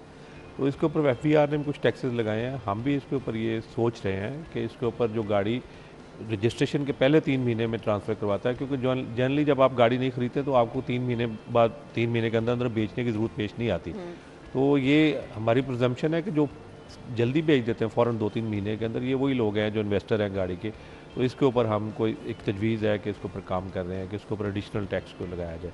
बट इसके ऊपर डिस्कशन होगी और डिस्कशन के बाद ही हम फैसला करेंगे। लेकिन ये प्रोग्राम में डिस्कस करने का मकसद ये है कि ये सिटीजन की तरफ से भी फीडबैक आए और हम इसकी कंसल्टेशन बड़ी ब्रॉड लेवल पे। इजाफी बोझ नहीं पड़ेगा शहरियों की जेब? नहीं, ये तो पड़ेगा ना। पहले देखें ना, अगर यहाँ पे होता ये है कि चूँकि कल्चर है ना हमारा, एक सोसाइटी है यहाँ पे, पिछले कई सालों से ये सिस्टम चलता आ रहा है कि शोरूम पे हमेशा कल भी शोरूम मालकान DG एक्साइज से उनकी मुलाकात थी तो उसमें वो यही कह रहे थे कि हमारे इन्वेस्टर जो हैं वो ख़त्म हो जाएंगे। उनको डिस्करेज करना चाहिए, बड़ा ज़रूरी है, लेकिन उसके लिए ये भी है कि वो कह रहे थे जी कि कंपनियां गाड़ी बनाने में इजाफा कर दें, चूँकि हमारे पास जो जितनी डिमांड है उसके मुताबिक कंपनी सप्लाई नहीं दे रही। तो इसलिए इन्वेस्टर जो है वो जब अपनी गाड़ी ख़रीदता है तो आप कहते हैं कि हमें आज ही गाड़ी मिल जाए, तो इसलिए वो डिमांड करता है कि ओन। इसी तरह वो अपनी दिहाड़ियाँ लगाते हैं, कमाई करते हैं। एक्साइज का ये स्टेप तो अच्छा है, लेकिन क्या इस पर इम्प्लीमेंट होगा? अगर इम्प्लीमेंट नहीं होगा तो फिर शहरियों पे तो बोझ ही है ना जी। एक हम रजिस्ट्रेशन फ़ीस देते हैं, इनकम टैक्स देते हैं, विद होल्डिंग टैक्स देते हैं, टोकन टैक्स देते हैं। उस पे जैसे सर कह रहे हैं कि अगर एक इजाफी फ़ाइन आ जाएगा, टोकन टैक्स डबल कर दिया जाएगा, फिर हम गाड़ी बर वक्त रजिस्टर नहीं करवाते, डॉक्यूमेंटेशन लेट हो जाती है, तो उस पर भी हम पहले भी 5,000 रुपया जुर्माना देते हैं। मैंने अपने ऑफिस की गाड़ियाँ रजिस्टर्ड कराई हैं, उसमें जुर्माना दिया। तो ये सारा सिलसिला जो है, सर लगता है सर हम पे बहुत ज़्यादा बोझ डालना चाहते हैं। नहीं ऐसा है जाहिर तो यही लग रहा है। नहीं, बहुत सारी चीज़ें जो होती हैं, जो टैक्सेस हैं और फ़ी होते हैं ना, उनका मकसद रेवेन्यू इकट्ठा करना नहीं होता, उनको एज ए टूल यूज़ किया जाता है ताकि आप इसकी कंप्लायंस, चीज़ों की, कानून की जो है कंप्लायंस वो बेहतर करें। मसलन देखें, जैसे साई साहब ने कहा कि जी अगर गाड़ी को 15 दिन रजिस्टर नहीं करवाता तो हम उसके ऊपर टोकन टैक्स के ऊपर जुर्माना लगा देते हैं। ये हमारे लॉ में ऑलरेडी है, कोई नई एडिशन नहीं है, लेकिन हम इसकी इम्प्लीमेंटेशन अब करने जा रहे हैं। इसी तरह से अगर गाड़ी 1 महीने के अंदर अंदर को ट्रांसफ़र नहीं कराता तो उसके ऊपर भी एक जुर्माना है। अब आप खुद देखें कि शहर के अंदर सड़कों पे अनरजिस्टर्ड गाड़ियां चल रही हों और अगर किसी को हिट करके चले जाता तो कौन ढूंढेगा किसने कौन मार के इसको चला गया। तो गाड़ी जैसे ही शोरूम से निकले उसको फौरी तौर पर रजिस्टर होना चाहिए। अब इससे हमें रेवेन्यू तो नहीं आएगा, कोई करोड़ों रुपया इकट्ठा तो नहीं हो जाएगा, लेकिन ये एक इंस्ट्रूमेंट के तौर पर यूज़ करेंगे ताकि लोग टाइम पर गाड़ी रजिस्टर करवाएं। सर के इनिशिएटिव बड़े ज़बरदस्त हैं। सर ट्रांसफ़र फ़ी भी ख़त्म करने की कोशिश कर रहे हैं। ट्रांसफ़र फीस किस तरह से ख़त्म होगी? वो ये भी जैसे इन्होंने बताया कि जो हम कॉन्फ्रेंस करने जा रहे हैं जनवरी के मिड में, उसके अंदर हम ये डिस्कस करते हैं कि ये जो बहुत दुनिया के मुल्कों के अंदर गाड़ी की ट्रांसफ़र के ऊपर कोई फ़ीस नहीं होती, ताकि लोग जो बाइंग सेलिंग हो, जैसे बायोमेट्रिक भी है, तो आपको जब फ़ीस नहीं पे करेगी तो आप फौरी तौर पे रात के 10 बजे भी जाके गाड़ी ट्रांसफ़र करवाएंगे तो ये आपके सिस्टम के अंदर आ जाएगा। उसका फ़ायदा ये है कि ये जो लोग इस वजह से कई दफ़ा ट्रांसफ़र नहीं कराते कि जब ट्रांसफ़र कराने जाएंगे तो 40,000 का बिल बन जाएगा। तो अगर हम किसी जगह के ऊपर ज़्यादा ड्यूटी लगा रहे हैं तो किसी जगह के ऊपर विड्रॉ करने का भी प्रोग्राम कर रहे हैं कि इस तरह से लोगों को ये आसानी हो, कोई बेचें और ख़रीदें, कोई फ़ी ना पे करनी पड़े। सही। मुझे वाइंड अप करना है। एक सवाल ज़रूरी है। अवाम बार बार कहते हैं कि एक्साइज डिपार्टमेंट पैसे अच्छे खासे कमा लेता है, अवाम की सहूलत के लिए कुछ नहीं करता। अगर लोग वहाँ पर जाते हैं तो उन्हें ख्वार होना पड़ता है। क्यों ये तासुर सिर्फ एक्साइज की वजह से जाता है लोगों को? क्योंकि दरमियान में कुछ अरसे के लिए नंबर प्लेट्स नहीं बन रही थी और रुकी हुई थी प्रोडक्शन, तो लोगों को ये तासुर है कि जी पैसे ले लिए हमसे और नंबर प्लेट्स नहीं दिए। लेकिन हमने इसके अंदर बड़े स्टेप्स अच्छे लिए हैं और 2.9 मिलियन के करीब हमारा बैकलॉग था जो कि कम हो गया 2 मिलियन के ऊपर आ गया है। और दूसरी बात ये है कि जो हमारी प्रोडक्शन फैसिलिटी वहाँ हमने एक ड्राइव थ्रू बना दी है। आप गाड़ी के अंदर बैठे बैठे जाके अपनी रजिस्ट्रेशन बुक दिखाएं और आपकी नंबर प्लेट आपको मिल जाएगी। इसी तरह हमने अपनी वेबसाइट के ऊपर भी एक फॉर्म जनरेट किया, बड़ा सिंपल फॉर्म है, 3 उसके अंदर इनपुट्स हैं। आप उसको सबमिट करें तो हम आपको कॉल करके कहेंगे आप नंबर प्लेट अपनी ले लें। ये सहूलत है। गाड़ी के डॉक्यूमेंट्स पिक एंड ड्रॉप की फैसिलिटी थ्रू पोस्ट ऑफिस, ये एक सहूलत है कि आपको दफ्तर में आना पड़ेगा, आपके डॉक्यूमेंट्स ऑनलाइन पेमेंट करें। ये बहुत अच्छी चीज़ें आप बता रहे हैं, लेकिन इसका फ़ायदा ये होगा, इसके लिए आपको कुछ बाकायदा कैंपेन करने की ज़रूरत होगी, लोगों में जिस तरह शऊर बेदार करना, उनको एजुकेट करना कि ये चीज़ें हैं, इनसे वो फ़ायदा उठा सकते हैं। थैंक यू सो मच, बहुत बहुत शुक्रिया आपके वक्त के लिए। साई साहब आपके वक्त का भी बहुत बहुत शुक्रिया। नाज़रीन, हम एक ब्रेक लेंगे, ब्रेक के बाद ज्वाइन करते हैं, हमारे साथ रहिएगा।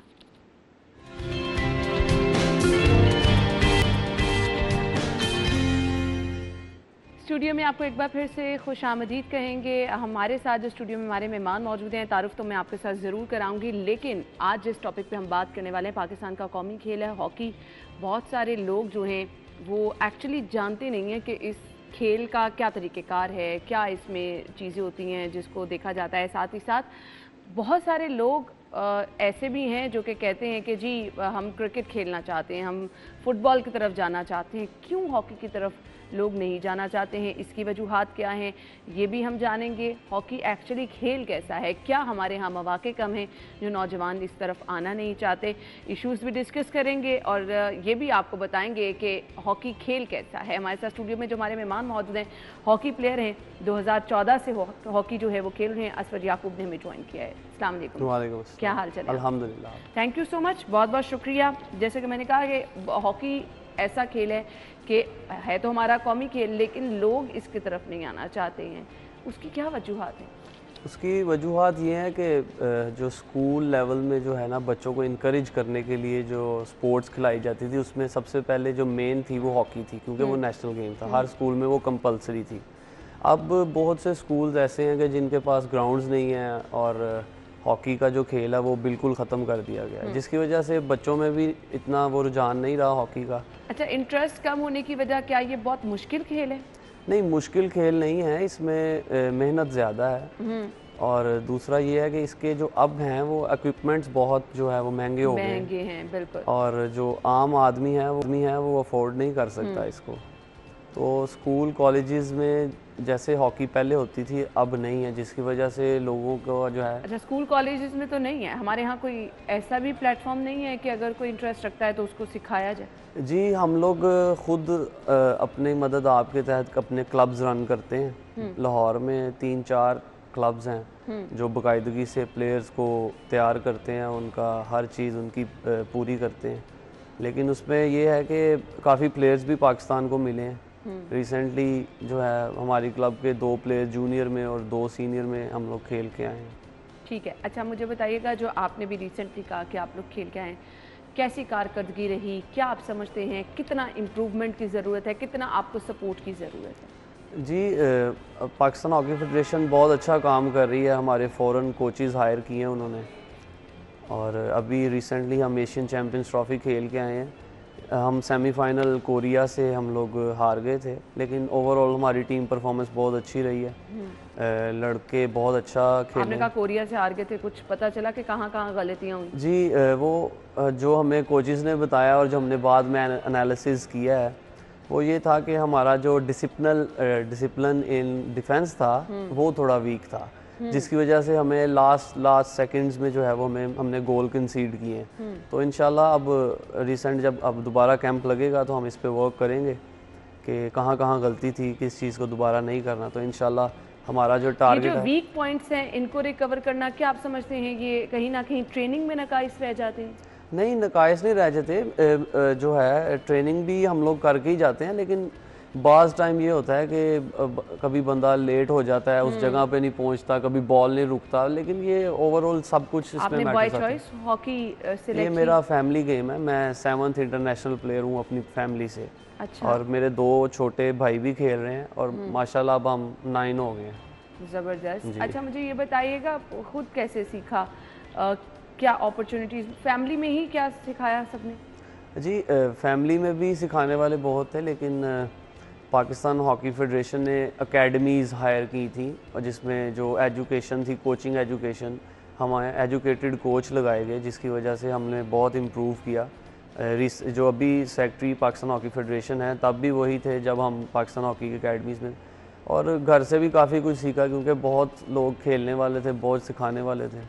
ओवरऑल मुझे बताइएगा, हॉकी की तरफ लोगों का भी रुझान कम है, उस तरह से हुकूमत भी सपोर्ट नहीं करी और हम देख रहे हैं कि ग्राउंड्स भी उस तरह से अवेलेबल नहीं है, क्या वजूहात इसकी आप समझते हैं? इसकी वजूहात ये है कि हॉकी को जो है लोगों ने खेलना और देखना ख़त्म कर दिया है, क्योंकि अभी रिसेंटली हम लोग एशियन चैम्पियंस ट्रॉफ़ी खेल के आए हैं, किसी को ये नहीं पता कि हम लोग गए हैं सजेशन आपकी होगी कि लोगों का रुझान भी बढ़े, नौजवान भी इसकी तरफ आए? जी, इसको लाइव कवरेज देनी चाहिए। पीटीवी स्पोर्ट्स जो है, इसको सारे मैचेस हमारे लाइव दिखाने चाहिए, और भी जितने चैनल्स हैं स्पोर्ट्स के उनको हमारे मैचेस लाइव दिखाने चाहिए, जिसकी वजह से इंटरेस्ट। अच्छा, लोगों का इंटरेस्ट डेवलप करने के लिए जरूरी ये है कि ज्यादा से ज्यादा जो है प्रमोट किया जाए। आप नौजवानों को क्या मैसेज देना चाहेंगे जो चाहते हैं कि जी हॉकी में इतना आगे स्कोप नहीं है, वो फुटबॉल की तरफ आना चाहते हैं, क्रिकेट की तरफ आना चाहते हैं, नौजवानों को क्या मैसेज देना चाहेंगे as a hockey player? As a hockey player मैं यही कहूँगा कि बहुत अच्छी गेम है, इसमें जो फिटनेस लेवल है ये बहुत हाई होता है, और ये फास्टेस्ट जो आउटडोर गेम है हॉकी की, दुनिया में सबसे तेज़ गेम है ये। तो इसके लिए लोगों को आना चाहिए, कौमी खेल है, इसको सपोर्ट करनी चाहिए, इसको खेलना चाहिए, और जितने बच्चे ज़्यादा से ज़्यादा हॉकी खेलेंगे उतना ही पाकिस्तान का नाम रोशन होगा और पाकिस्तान टीम जो है वो ऊपर जाएगी। बिलाशुबा हमारी नेशनल गेम है, तो इसकी तरफ जितने लोग आएंगे, आगे बढ़ेंगे और अच्छी कारकर्दगी का मुजाहरा करेंगे तो पाकिस्तान का नाम ही रोशन होगा। थैंक यू सो मच, बहुत बहुत शुक्रिया आपके वक्त के लिए। ब्रेक लेंगे, ब्रेक के बाद ज्वाइन करते हैं, हमारे साथ रहिएगा।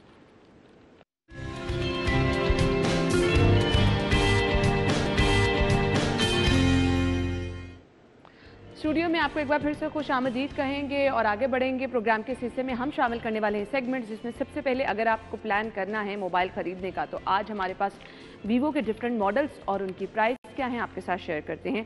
सबसे पहले मोबाइल है जी वीवो V9 मॉडल है और प्राइस इसकी 29,999 रुपये है। इसके बाद वीवो Y12 मोबाइल है 24,999 रुपीज़।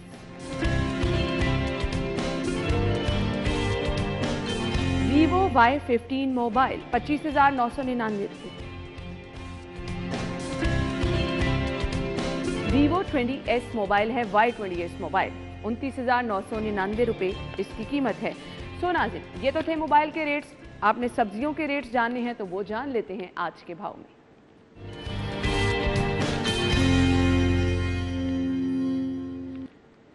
आज के भाव क्या हैं, मार्केट में सब्जियों के रेट क्या हैं, हम बढ़ते हैं हसनैन की जानिब। Over to you Hasnain. जी, सब्ज़ी मंडी में सब्जियों की कीमतों में मामूली उतार चढ़ाव देखने में आया है। आलू कच्चा नया दर्जा अव्वल जो है 2 रुपये कमी के बाद 30 रुपये फ़ी किलो में फ़रोख्त हो रहा है। प्याज की कीमत की बात की जाए तो प्याज की जो कीमतें हैं वो मुस्तहकम है, 32 रुपये फ़ी किलो में फ़रोख्त हो रहे हैं। टमाटर दर्जा अव्वल 5 रुपये कमी के बाद 50 रुपये फ़ी किलो में फ़रोख्त हो रहा है। दीगर सब्जियों में बात की जाए लहसन की, तो लहसन की जो कीमत है जी वो मुस्तहकम है, 275 रुपये फ़ी किलो में फ़रोख्त हो रहा है। धनिया 5 रुपये कमी के बाद 52 रुपये फ़ी किलो में फ़रोख्त हो रहा है। अदरक चाइना 10 रुपये कमी के बाद 285 रुपये फ़ी किलो में फ़रोख्त हो रही है। इसी तरह अगर बात की जाए खीरा फार्मी की, तो उसकी जो कीमतें हैं वो मुस्तहकम है, 75 रुपये फ़ी किलो में फ़रोख्त हो रहा है। मेथी की कीमत मुस्तहकम है जी, 42 रुपये फ़ी किलो में फ़रोख्त हो रही है। इसी तरह बैंगन 5 रुपये इजाफा के बाद जो है वो 45 रुपये फ़ी किलो में फ़रोख्त हो रहा है। इसी तरह अब फूल गोभी जो है उसकी कीमत में 5 रुपये कमी हुई है, वो 37 रुपये फ़ी किलो में फ़रोख्त हो रही है। शलजम की जो कीमत है जी वो भी मुस्तहकम है, 37 रुपये फ़ी किलो में फ़रोख्त हो रही है। इसी तरह जो सब्ज़ मिर्च है उसकी कीमत में 10 रुपये इजाफा देखने में आया है और वो 130 रुपये फ़ी किलो में फ़रोख्त हो रही है। जो सब्ज़ मिर्च है दर्जा दोम की वो 115 से 120 रुपये फ़ी किलो में फ़रोख्त हो रही है। इसी तरह जो टिंडियाँ फार्मी है जी वो 5 रुपये कमी के बाद उनकी जो कीमत है वो 45 से 50 रुपये फ़ी किलो मुकर्रर की गई है। लीमू चाइना जो है जो कीमतें हैं मुस्तहकम है, 45 से 50 रुपये फ़ी किलो में फ़रोख्त हो रहे हैं। मटर की कीमत में की बात की जाए तो उसमें 5 रुपये कमी आई है, 104 रुपये फ़ी किलो में फ़रोख्त हो रहे हैं। दीगर सब्जियों में अगर बात की जाए जी मूली की 32 रुपये फ़ी किलो में फ़रोख्त हो रही है। पालक की बात की जाए तो वो 27 रुपये फ़ी किलो है। गाजर चाइना जो है वो 92 से 95 और 97 रुपये फ़ी किलो में फ़रोख्त हो रही है। जो करेला है 114 रुपये फ़ी किलो में फ़रोख्त हो रहा है और जो साग है उसकी कीमत भी मुस्तहकम है, वो 25 से 30 और 35 रुपये फ़ी किलो में फ़रोख्त हो रहा है। ठीक है जी, बहुत शुक्रिया हसनैन हमारे साथ मौजूद थे और हसनैन ने हमें सब्जियों की कीमतें बताई। मीट रेट मेरे पास है, ज़ैनत शॉप पर अगर आप जा रहे हैं तो रेट क्या है मैं आपको बता देती हूँ। बीफ पर केजी 600 रुपये किलो में यहाँ से आपको मिलेगा। इसी तरह अगर आप खरीदना चाह रहे हैं बीफ मिन्स तो 785 785 रुपये किलो। इसके बाद जी यहाँ से मटन पर केजी 1500 मिलेगा और मटन मिन्स आपको मिलेगा 1700 1700 रुपये किलो में। इसके बाद चिकन के रेट क्या है, जिंदा मुर्गी गवर्नमेंट रेट के मुताबिक मार्केट में अवेलेबल है 165 रुपये किलो में। इसका बना हुआ गोश्त 251 251 रुपये में अवेलेबल है। इसके बाद जी अंडों की कीमतें क्या हैं? सबसे पहले होगी हमारे पास रिटेल प्राइस। रिटेल प्राइस के मुताबिक आप अंडों की खरीदारी कर सकेंगे 191 रुपये दर्जन। और इसके बाद अगर आप जाएंगे होलसेल पर तो 189 2 रुपये की बचत के साथ आप खरीदारी कर सकते हैं। और इसके बाद गोरमे के रेट क्या हैं? 188 रुपीज़ में गोरमे से आप अंडों की खरीदारी कर सकेंगे।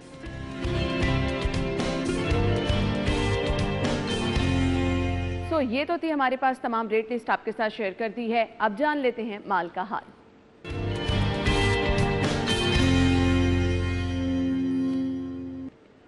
करेंसी रेट्स हमारे पास हैं, लिस्ट आपके साथ शेयर करेंगे।